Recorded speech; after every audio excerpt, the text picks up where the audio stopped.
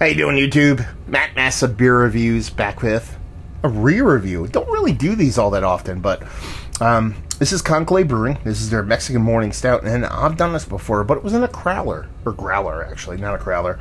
They don't do them at Conclave, at least at time of this filming, and they kind of canned this for, I believe, the first time. I could be wrong, but I got a can from my buddy Keith. I'm going to review it, because it's nice to see the difference between the way the old growlers and the cans go down. So we'll see what's what. This is a 5.5%.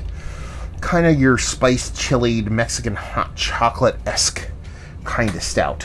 What did they say on here? Just 5.5%, and it says Mexican Morning. There's really not much else on here. And label-wise, it's the typical kind of Conclave label. For a while, I was kind of saying I like this departure. They're doing something different when it comes to their labels. This is kind of what they do nowadays, and I still dig it. So, if it ain't broke, don't fix it. Ride her till she bucks you, and I think these work really well. As far as the stout goes, I mean, she looks the part of a rich stout. It's like kind of like a soapy kind of big bubble kind of factor to it that lets you know that you're not dealing with something of super high density, but it has a nice creaminess to it. A little bit of rocky top to it. South of malted malt ball, north of khaki color, but she has this rich darkness to her. Definitely looks like a porter stout. Let's get a nose. Man. Roasted malts, dark chocolate and cinnamon. That's what I'm getting in here. Big, huge gobs of cinnamon, almost like a cardamom cinnamon combination, with just it's the way that dark chocolate comes off. That roasted malt dark chocolate combination is super impactful.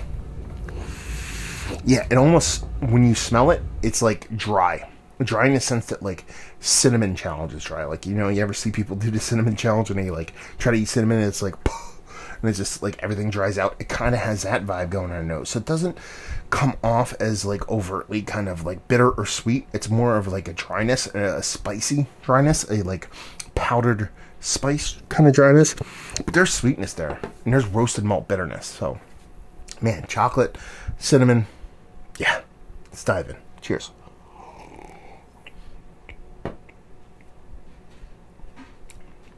Ooh. Okay. My mouth is on fire. Wow. Whew. That's hot. Good God, that's hot.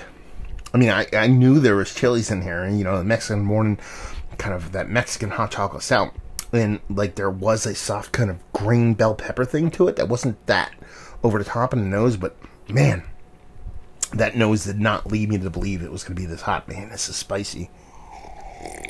There's a softness in the mouthfeel. There's that cinnamon in there. There's chocolate in there, but good God. Wow, that's hot. Oof. That's a bit too uncomfortable for my palate. Wow, I do not remember this being nearly this vibrant as far as heat goes. It is burning the back of my throat still. It is so jarring.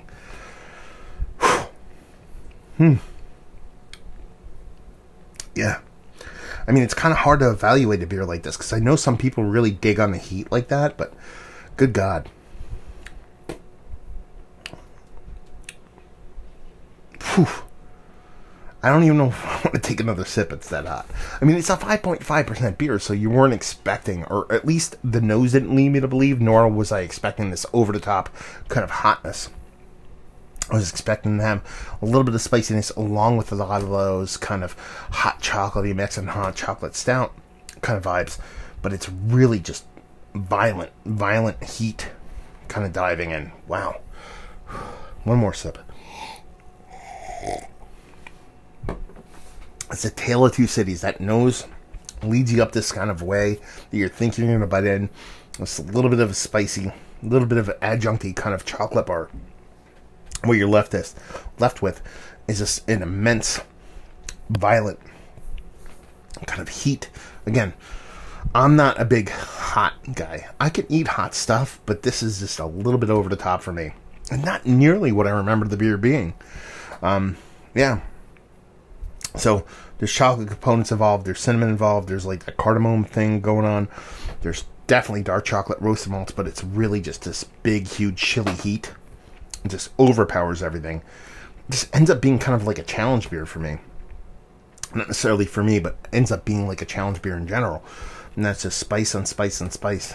And heat on heat on heat that keeps me from actually enjoying the beer. Again, you know, different strokes, different folks. Some people like cucumbers pickled. This is a little bit, not a little bit, but way too hot for me. Some people might dig it, but not for me. So I just got to cut it short. One of the better chili stouts I've had as of late. No, way too hot. This is like, you know, what's that one? Space Ghost, I think it's called. Central Waters. It's like that, but that beer's higher in ABV, so at least you get a little bit of kind of like a reprieve from that heat because of the sweetness of the size of the beer. This is small, so that heat has nowhere to hide, so it's just gigantic.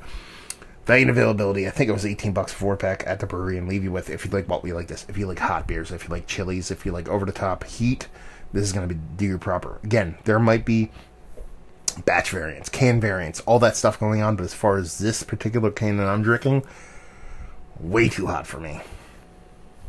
There you go. Another review in the books. Hopefully you guys enjoyed it. Down there if you want to talk about it. Massive Beers if you want to check me out doing the social media stuff. Beer Massive if you want to check me out doing the whole podcasting thing. And hopefully you guys enjoyed the review. Hopefully you're enjoying something not as spicy as this. We'll see you next time.